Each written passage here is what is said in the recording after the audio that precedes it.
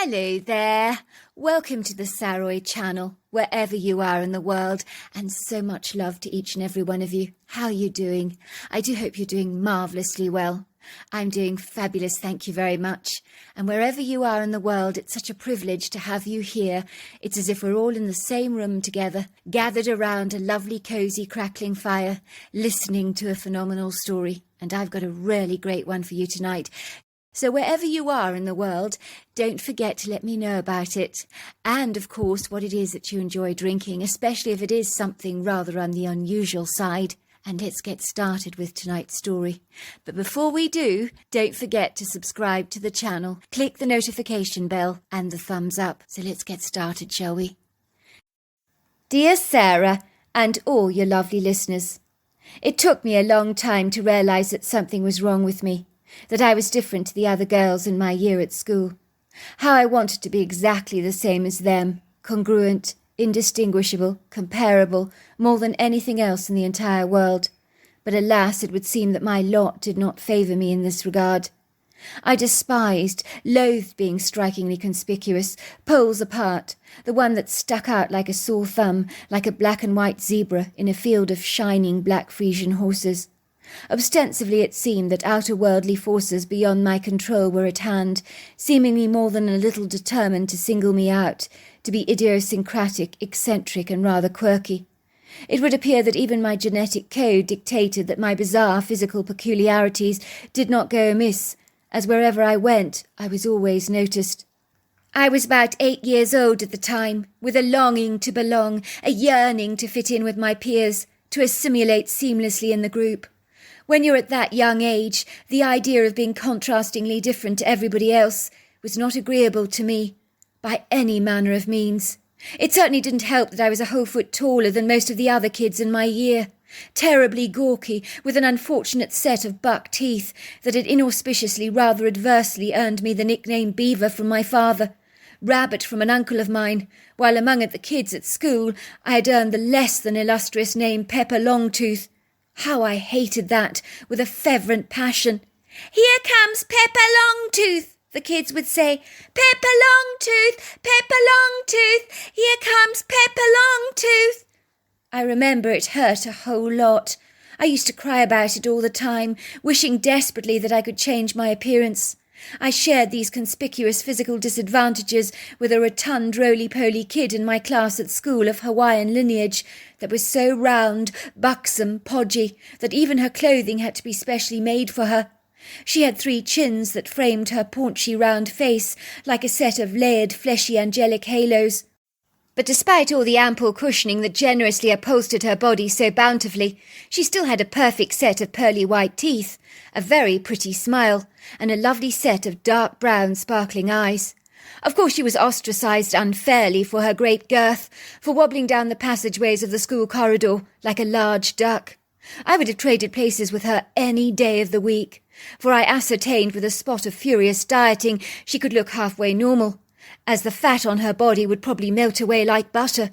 A bit of food restriction couldn't be that hard, nor would it hurt to go hungry for a while. But I was stuck with myself exactly the way I was, with no quick fixes in sight to redeem my unfortunate plight. I would be tall and gawky for the rest of my life, which I thought was grossly unfair, as even the Creator appeared to have discriminated against me. Talk about drawing the short straw. My mother would tell me tirelessly, "God made you this way, Pepper. Be grateful for it." I remember thinking I didn't like this God very much, nor could he like me for putting me in such a compromising situation to be singled out for indiscriminate teasing, which was not a loving thing to do to a young kid like myself, any way that you looked at it. As a kid, I wouldn't say I was unduly picked upon, but no one wanted to hang around the wobbly duck, or the tall, gawky kid with the buck teeth. I was wilfully discluded from the princess tea parties, of which I could never be invited, for princesses did not hang around with ugly giraffes with buck teeth, nor did they have fat waddling ducks for companions. So me and the wobbling duck, called Maria Maheleno, pretty much hung around together like a pair of oddballs, the misfits on the playground, so to speak, longing to be accepted, begging to belong, hoping to fit in. For us it all seemed like a fantastical dream on the horizon that was simply impossible to grasp. So from a very early age, I felt very alone in the world. Of course, I didn't realise that it would not only be my physical impediments that would be among my growing list of shortcomings to distinguish me from being grossly abnormal and different from the other kids at school. With a horrifying revelation, another strange peculiarity had surreptitiously arrived in my life like an unwelcome viral infection that I couldn't shake off. I was to discover that this enigmatic peculiarity, disguising itself as a gracious gift, made me even more less likely to conform to the status quo than ever before. Could things get any worse than this? It seemed that they seriously could. It all transpired on the day when me and my mother visited my grandmother in the nursing home, which was something we regularly did. I never enjoyed those visits to the nursing home, as my grandmother looked so disconnected to the world, so lost, so confused, so unsettled in her own skin, as she sat there on a wheelchair, staring vacantly into space like an empty shell on a beach. She had Alzheimer's disease that had progressed to such an advanced state that she didn't even recognise her own daughter, let alone me, something that was a source of great distress for my mother. I do recall feeling very unhinged, befuddled, somewhat bewildered, as all of a sudden during our visit on this inauspicious, mundane, rather regular Tuesday afternoon, in what seemed like a heartbeat, suddenly I observed my grandmother physically walking out of her own body at the nursing home. What the heck was going on, I wondered? It was like I was seeing her in two distinct parts, both carbon copies of each other, but both parts, although physically identical, were intrinsically very different. It made me wonder if I had some kind of double vision disorder, as my mother had talked about such a condition before, when everything you see is duplicated. Could this be what was happening to me, I pondered, when everything became double, like two yolks in an egg, and not one? The woman in the wheelchair looked like an inebriated drunk, intoxicated by the wine of her confusion.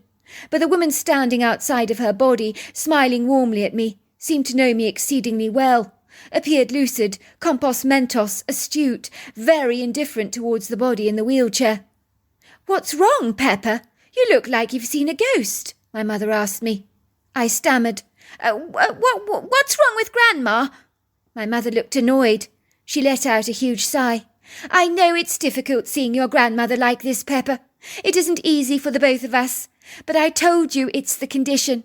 Alzheimer robs you of your memory, so you keep drawing blanks. I doubt she even knows who or where she is, let alone who we are. We mustn't take it personally, sweetheart. I did warn you about this, and I did tell you that these visits were never going to be easy." "Yes, but Ma'am, why does she have two bodies?" "Pepper," my mother asked, putting her hands on my forehead to check my temperature. "Are you coming down with something, sweetheart?" she asked, looking concerned, her forehead furrowing in a deep row of curious wrinkles. "You don't feel very hot to me." "No," I stammered. "I haven't got a temperature, but—" "But what?" asked my mother. I decided to shut up, as there was no easy way to explain what was happening to me. I watched my grandmother's more alert body once again merge into the confused body in the wheelchair, finally settling down into it, becoming one with it, as if they'd never been apart. It was a weird thing to witness, almost as if she'd walked into another room. My grandmother's eyes for a fleeting second showed recognition when they looked directly at my mother, as if a light had gone on in her mind. "Fee," she said, looking at my mother with an adoring expression upon her face. "It's really you! Oh, how lovely to see you, dear!"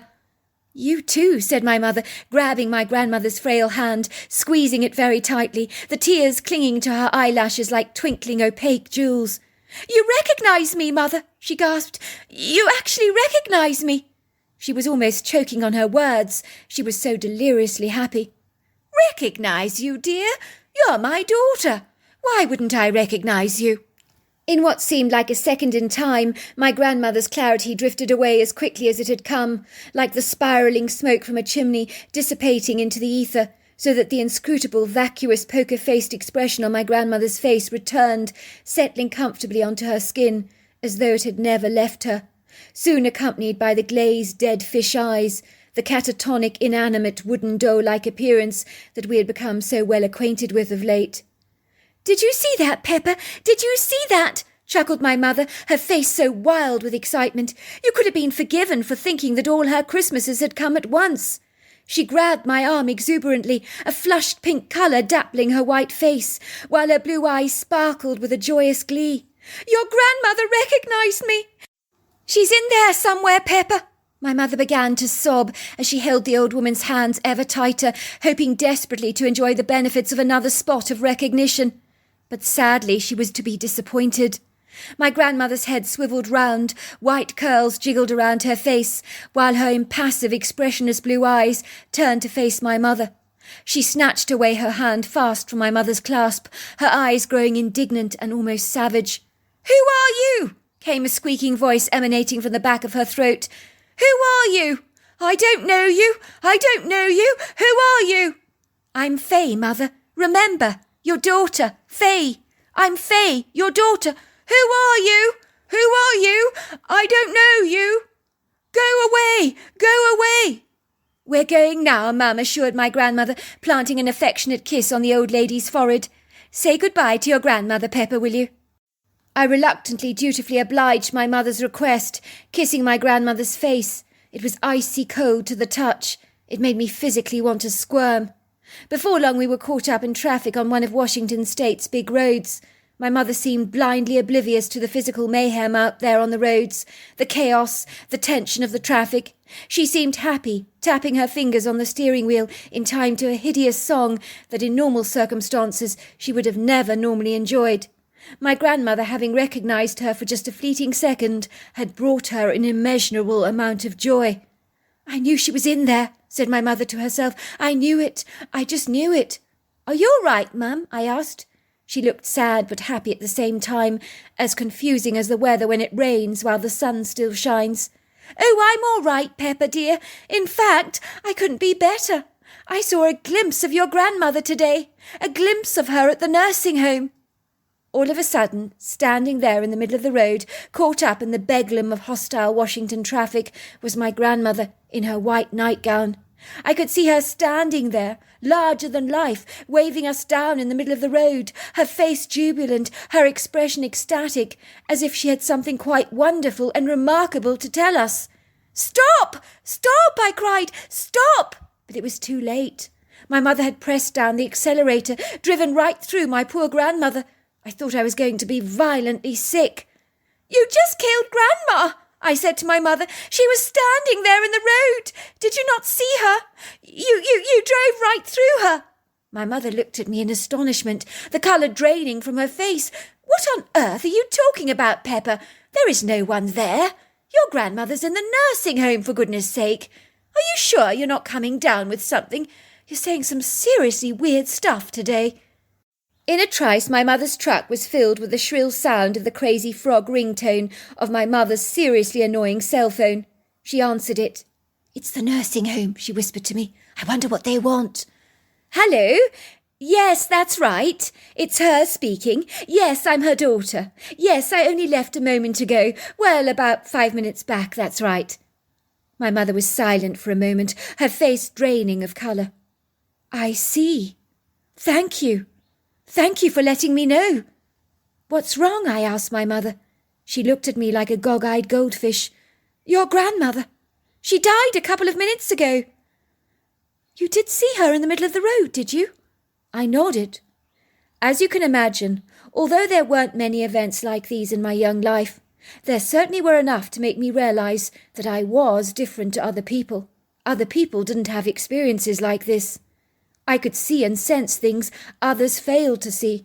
I rarely tried to keep a lid on it, but there were times that despite my very best efforts, I would do or say things that would leave people questioning, pondering whether I actually had psychic ability or not. On one occasion, my mother's godmother, Celeste Thunderin, popped over for tea with her little white dog, Trixie. She was a glamorous woman, with very large, puffed-up, whiter-than-white wavy curls that were perfectly set, pale, translucent, papery skin, very pretty cornflower blue eyes. She had very pillowy breasts and was always decked out in the most glitzy, glamorous clothes that looked like she only shopped in Washington's finest boutiques, like Betsy Fisher, D.C. Windsor, Saks Fifth Avenue, or Ella Rue. My mother always said she was the spitting image of the late romantic novelist Barbara Cartland. Even her white dog was not dissimilar to the illustrious author's very own, that was equally as cute and endearing. Everything about her exuded romanticism, abounding glamour. I loved it when Celeste visited us. She could turn the dullest, bleak, most miserable day into a sparkling, effervescent, bright one. I would hedge a bet that she could blow on a bottle of flat Coca-Cola, miraculously turning it fizzy again. The woman was dynamic, electric, a fireball, a sparkling flame of energy. But on this occasion, the normally flamboyant Celeste seemed unnaturally subdued. It was like she was cloaked in a veil of very sad, oppressive energy, as though mourning a grievous loss. She adoringly stroked her beloved dog, while my mother poured her a warm cup of tea in her most delicate china cups, the special ones with a gold trim that we owned. She knew no one appreciated drinking out of the finest china more than Celeste Thinderan. "What's wrong?" Celeste asked my mother, handing the woman her cup of tea, which she received so gratefully, her fingers trembling as she took a delicate sip. "If you don't mind my saying, Celeste, you're not your usual sparkling self. Usually you bring the sunshine into our house on a cold day, but this morning you've brought a heavy rain cloud in with you. What's wrong, dear?" "Is it that obvious?" "I'm afraid so," said my mother. "Please tell us what's wrong." "Well, my vet's diagnosed Trixie with an aggressive cancer. She hasn't got long left now. There's not much they can do about it. We just have to make her comfortable so that she can live out her last days in peace." "But she hasn't got cancer," I piped. "They're wrong about that. She's definitely not got cancer. She's not going to die. She's going to outlive you even, Celeste." I had lost complete control of my words, like the reins of a feisty horse. They had floated out of my mouth without any form of a filter. They could not be taken back or buried away with the squirrel's acorns, yet I knew them to be unequivocally true. It was too late. I had said them out loud. Yet I knew that Trixie did not have cancer. The dog was not about to die any time soon. It was a knowing I could not challenge or dispute, rather like knowing the sky is blue, the grass is green, and elephants have tusks. "Where on earth did that come from, Pepper?" said my mother. "You can see that Trixie is sick. You can't give Celeste false hope like this. You should know better than to say things like that, especially if they're not true, dear. How can you possibly assume to know more than the vets do? I assume that they've done all their tests, am I not right, Celeste?" Celeste nodded. "Forget I said anything, Mum." I could see that Celeste had discerned my very words. A new hope was born in her eyes, for she had learnt from my mother about my spouts of psychic revelation that had all come to pass. "Your daughter's an intuitive, Faye. Don't dismiss what she has to say. I've never known your daughter to make idle commentary for no reason at all. You yourself say that she's right about many things. Maybe she's right about Trixie. Oh, I do hope so." She said this, a light turning on in her eyes. In a trice the storm cloud left our house, as the woman who could turn Coke fizzy had returned in an instant. It was amazing what the power of hope could do. I'm glad to say that little Trixie got to live a long, full life, and yes, I was right. There wasn't a trace of cancer in her little body. And yes, she did outlive Celeste. We took her under our wings after Celeste passed away. How could I have known what I'd known? I wish I could have the answer for you, but I didn't. Sometimes I just knew that I knew that I knew. It was when I was about 23 years old that I was recognised by the modelling industry as a girl that could make it big on the cover of magazines. I was highly sought after. What a turn-up for the books, I thought. Boy, how times had changed. The ugly duckling had become a swan. The buck teeth had vanished. The gawky thin body, appreciated by an industry that loves you to look stick-thin, half-starved, anorexic. I didn't want any of that superficiality whatsoever. It held no appeal to me at all. It seemed insipid, shallow, meaningless, flimsy. I wanted something rewarding, substantial for my life. So I decided to become a psychologist, as I adore helping people. I wanted to embark upon a profession with depth, substance, lasting intrinsic value. I wanted to make a big difference in people's lives. A big difference. I wanted to do what mattered. Whether my intentions to help people could be perceived on the other side by the recently departed, I am not certain. But one night I had a dream so vivid that I knew it wasn't a dream at all, but a visitation. It was a message. Of that I was in no doubt. A young girl wanted my help, and she wanted it now. The girl could have only been about 18 years old. She floated in my dream, her long dark windswept hair blowing around her face like those women in the L'Oreal adverts. She indicated for me to follow her, leading me through this heavily wooded area towards a beach-like clearing around a shimmering silvery lake. This, of course, was in a dream state. I briefly glanced around at my bearings, recognizing them at once. It was an area outside Washington where my families would frequently camp when we went away on fishing weekends.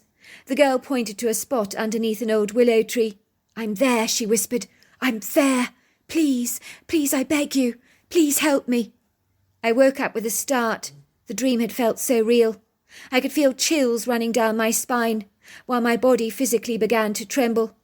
I visited the local sheriff office immediately, but I could tell they were not taking my allegations seriously at all. If anything, they thought I was a silly young woman, possibly high on magic mushrooms. I even heard the deputy sheriff saying to another officer, "These bloody psychics, they're like mosquitoes, eating you alive at every turn. I wouldn't mind betting the girl's just looking for attention, making the whole thing up. The likes of her should be willfully charged with wasting police time." I could feel the angry, bitter bile rising up in the back of my throat. It was all I could do to scream out in annoyance. "Do you really think I want to come here just for a bit of attention?" I thought. "You really think I haven't got anything better to do with my time than loiter around a police station like a noxious bad smell?" The deputy sheriff pulled up a chair to the table.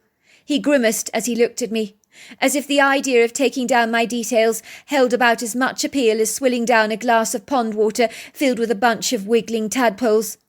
"Look, sir, I assure you that I don't want to be here any more than you want to take down my report. I know you think I'm looking for attention. I assure you I'm not. Believe me, I would rather be anywhere in the world than in this pathetic station of yours. I'm doing it for the girl in my dream. I want to help her. She wants her body recovered." "Miss?" "The name is Pepper. I'd prefer it if you called me by my first name, sir." "Well, Pepper," said the deputy sheriff, clearing his throat, stroking his moustache reflectively, "you must appreciate we get a lot of people claiming to be psychic like yourself, leading us up the garden path with their speculation as to the whereabouts of a missing person. Seldom do we get good results, I have to say. Yet I will admit that on occasion there are exceptions to that rule. But exceptions, let me tell you. Nonetheless, you come here to this police station with just a lot of hearsay. You don't even have a name for us, for this so-called missing girl that you say has gone missing. Furthermore, you claim this whole thing was a dream. How in a month of Sundays can you expect me to take you seriously?" "Look, sir, all I'm asking is for you to go to the destination in question, dig up the location. It can't be that difficult. See if the body is there. It's not going to be a big job for you." "I'm sorry, Pepper, but as well-meaning as you are, and I'm sure you are well-meaning, we can't throw valuable police resources, expenses, public money to indulge your grim fantasy based on a dream. That is like building sandcastles in the sky. Credit us with a bit of intelligence, will you, girl?" "You mean it's just too much for you to actually go and send a single person, just someone, to the lake to dig in the area under the willow tree? I don't think it would be a vast expense for you. It would only require the resources of one man. Surely you could do it." "I told you," said the deputy sheriff. "I can't throw valuable time along with a plethora of taxpayers' money down an assumption borne about by a dream. In my business, Pepper, we deal with hard, cold facts and figures. Besides, there's no one fitting the description that's recently gone missing that you've given me, that I even know about." "Very well," I said. "I'll dig the spot up myself. Don't blame me, sir, if you're the one with egg on your face when I find her body." At that, I stomped out of the sheriff's office like a belligerent kid having a tantrum, while I could hear him heave a huge sigh behind me, as if to say, "Not another nut job. Isn't life hard enough without people like her tangling my hair with outrageous, nonsensical claims, not grounded on anything substantial? Where the heck do they find these crazy people? They come crawling out of the woodwork like clusters of nasty termites." It was not without a great deal of persuasion that I managed to lure my boyfriend Braden to the lake one Sunday afternoon in late autumn, about 2 days after I'd actually visited the sheriff's office. It was an exquisitely beautiful day, as the soft shadows of pretty ethereal light danced through the towering statuesque ponderosa pines and Douglas fir trees that fringed the outer contours of the water.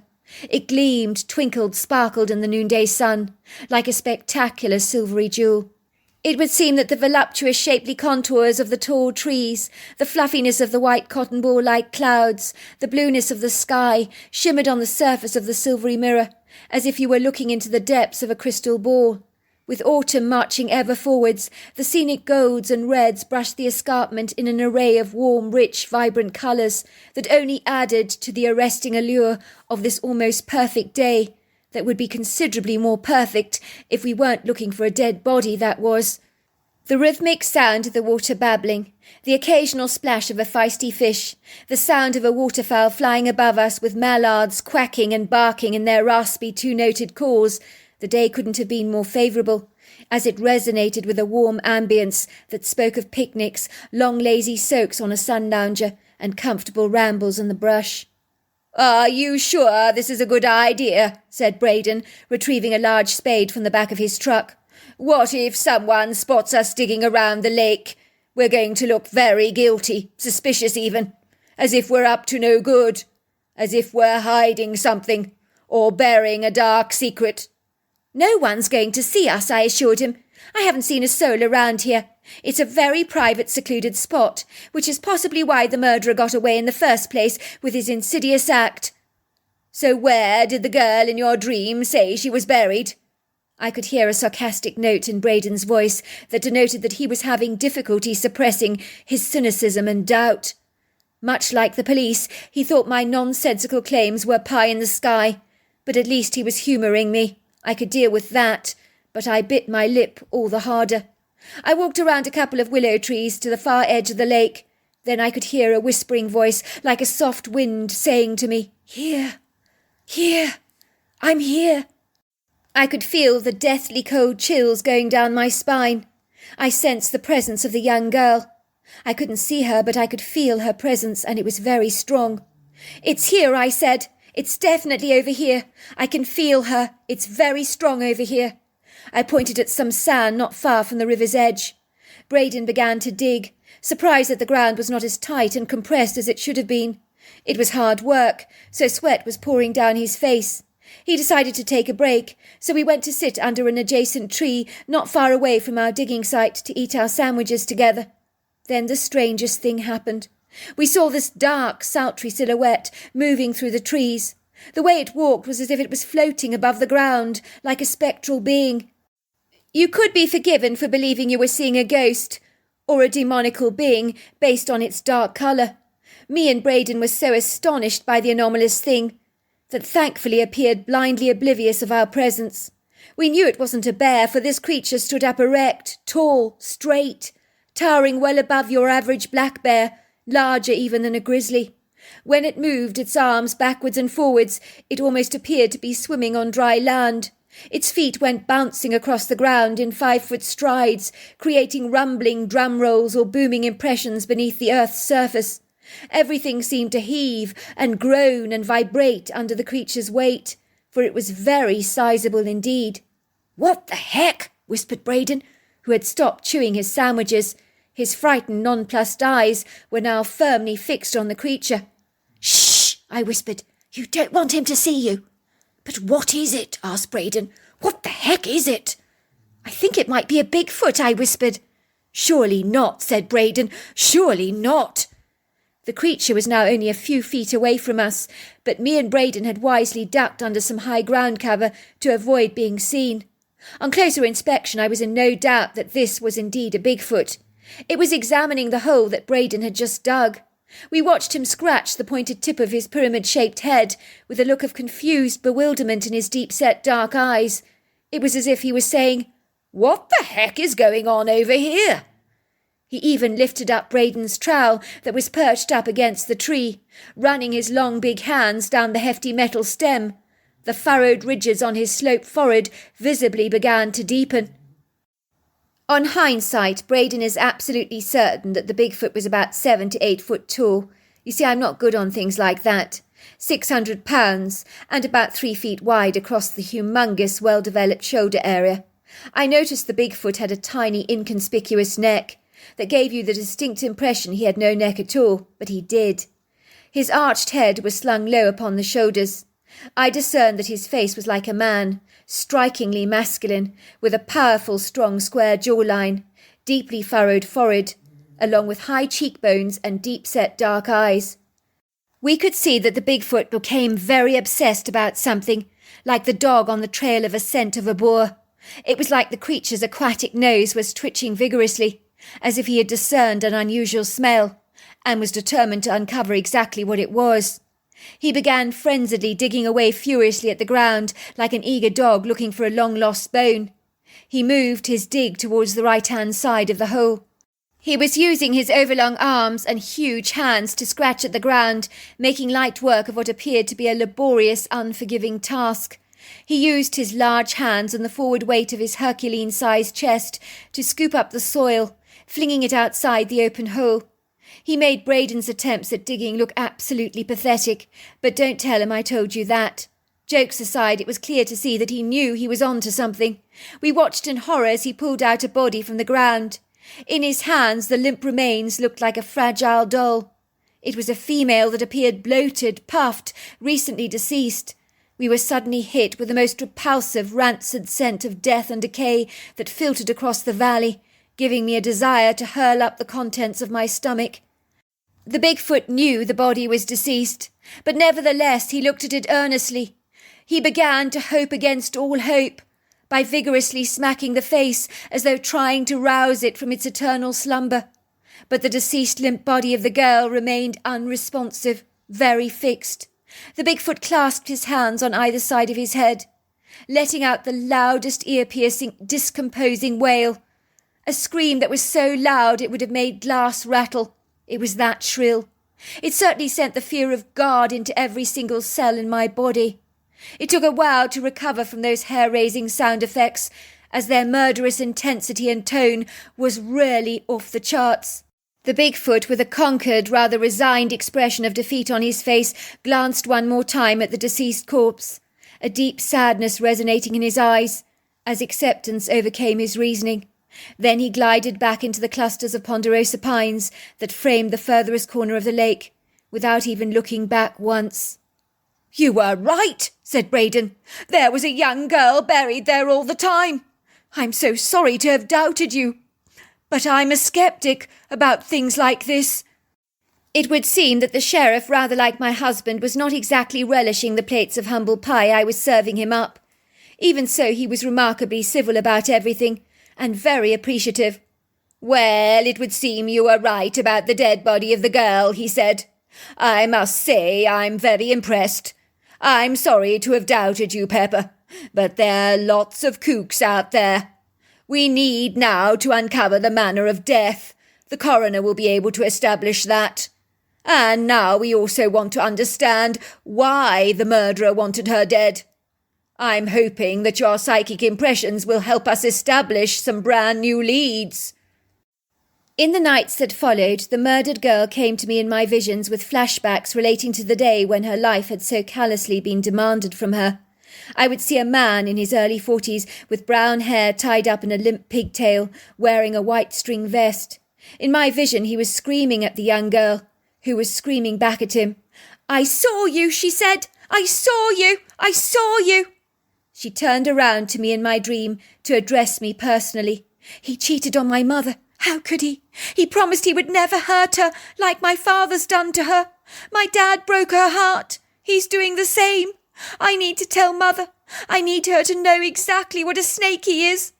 I knew he could not be trusted. I knew it. "I'm going to tell. I have to tell.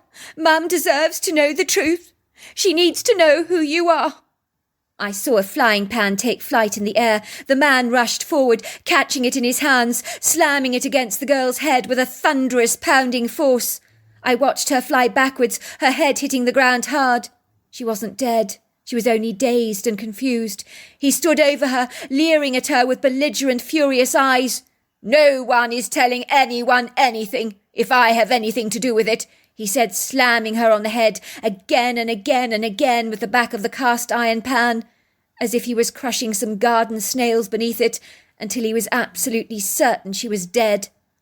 This time, when I visited the sheriff's office to report my vision, I did not receive the previous disdain as before. There were no sniggers or whispers in the background. Instead, I was bustled into a police interview room. The sheriff wrote down my account of what had happened. His face serious, he hung on to my every word, as if it was a gold nugget of information he couldn't afford to overlook. I was given doughnuts, Coca-Cola, made to feel as if I was valued as a witness, not a silly little girl with my head stuck in the clouds. "You've got quite some gift there, Pepper," said the sheriff. "I'm very impressed. I do hope you will help us with future investigations." "Well, I'm not like other psychics, sir, that help in police investigations. I got lucky in this case.